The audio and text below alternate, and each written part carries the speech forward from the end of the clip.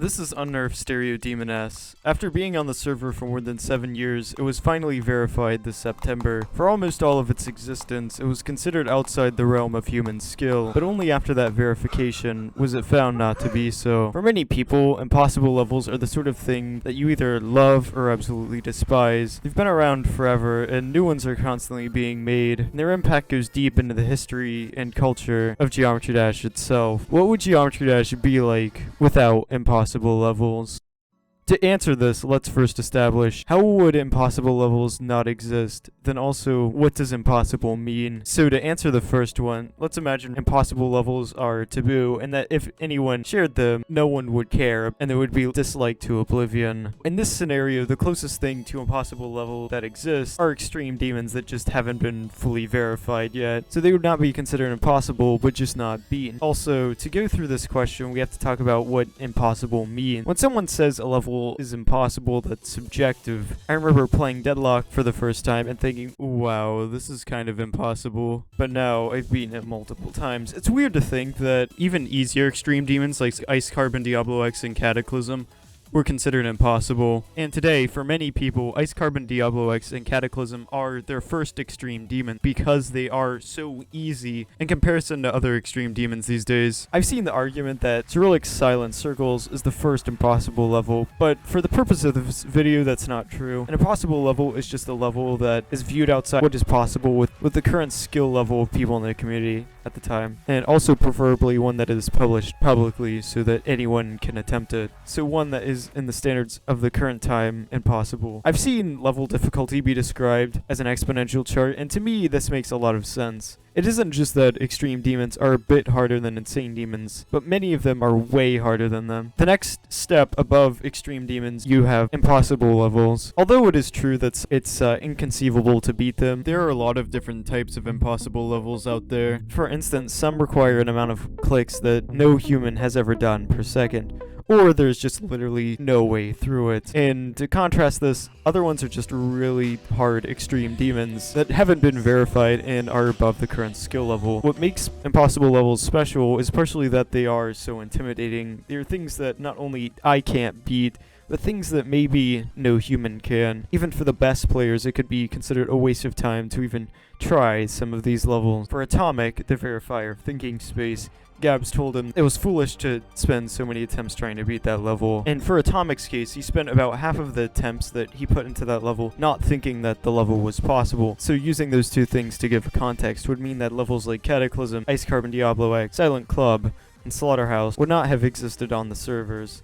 And without levels like Cataclysm, there probably isn't Bloodbath, Bloodlust, Aftermath, Tartarus, and maybe the Hell theme wouldn't be as prominent in the existent extreme demons. So a lot of things would be very different, to say the least. Channels like Tosh Deluxe wouldn't have risen to prominence, and Silent Club, which is now the oldest rated extreme demon, would not have existed. The entire Silent series gone. Something that people tend to forget is that many impossible levels are not just notable because of the crazy gameplay inside of them, but also the decoration many of those levels introduced. Cataclysm wasn't only an impossible level in its time, but it was also notable for its incredible decoration. Mojaco's Stereo Demon S wasn't just hard, it introduced new ways of building with many novel figures and structures throughout the level. But even the non-existence of some controversial levels like Silent Circles make a huge difference on Geometry Dash today. The impossible wave patterns there were, in some capacity, an inspiration for the sort of wave span that shows up in a lot of different places now, like Ice Cave, Og level Slaughterhouse. Imagining Geometry Dash without the influence of Ice Carbon, Diablo X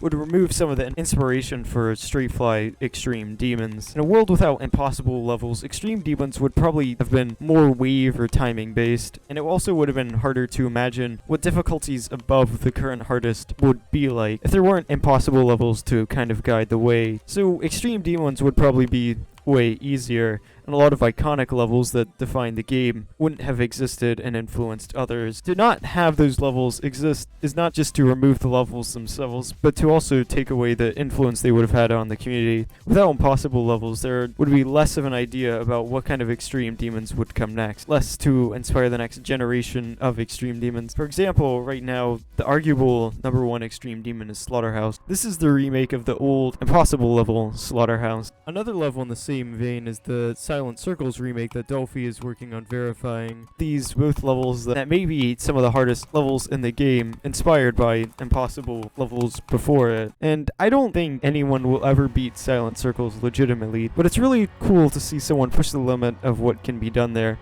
percentage by percentage, seeing how far it is humanly possible to go. Most recently with UFMW's 32.84%, he got past the supposedly impossible span. Yes! And I just recently stumbled upon a video showing a glitch where you can clip out of one of the ball portals and go under the level, getting to 98%. And after seeing that, a part of me was reminded that so many levels that used to be viewed as impossible now aren't. And I started to question, is Silent Circles actually impossible? Maybe someone someday will somehow beat that level. I don't think they will, but I'm not 100% sure. But to imagine Geometry Dash without the impact of impossible levels is to imagine a very culturally different game. The question evolves from what would Geometry Dash be like without impossible levels to would we really want that? Even though impossible levels are hacked and aren't supposed to exist, would we really want to get rid of them? And I'll leave it at this. Impossible levels are important not only because some are Tomorrow's Extreme Demons, but they also give the idea of how hard a level can be, the limits of humans in the game itself. Majako left in 1.9 and may never come back to Geometry Dash, but despite this absence, his creations still live on, challenging and inspiring new generations of players. We still talk about him partially because of the impossible levels he made, and the verification of Stereo Demon S was the finalization of his legacy. In some capacity, kind of the end of his last major impact on the game. So, to the next Majako, if you're out there, go make some cool impossible levels.